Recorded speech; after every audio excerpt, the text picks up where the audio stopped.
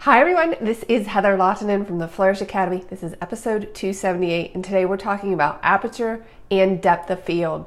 So we know that how and why you select your aperture is based on how much focus you want in the photo. So if I have a 50 millimeter lens at say f1.4 and I am really close to your face and I'm taking a photo at f1.4 and I have the focus point on this eye, then that means this eye will be out of focus, or at least a lot softer than this one, because when you are that close to your subject, the depth of field is extremely shallow. So again, 50 millimeter lens on a camera at f1.4, if you are really close to someone's face for a very tight headshot and you focus on this eye will be out of focus.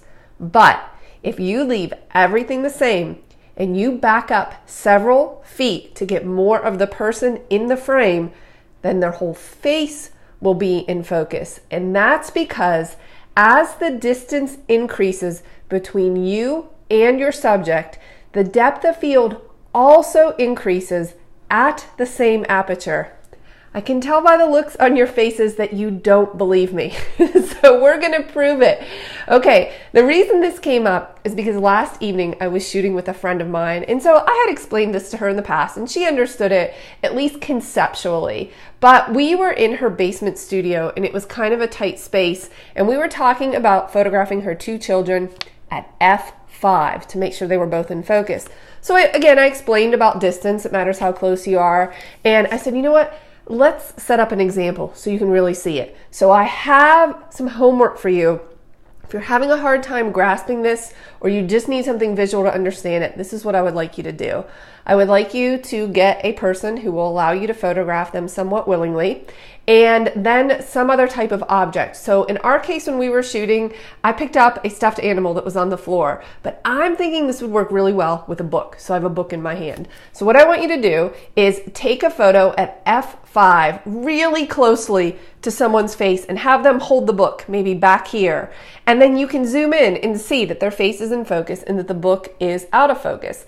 And then I want you to back up several feet and take that same photo at f5, and you'll see that both are sharp and in focus. Okay, in her case, we did the same thing. I just had a stuffed animal. I was holding it back here to simulate two rows of people.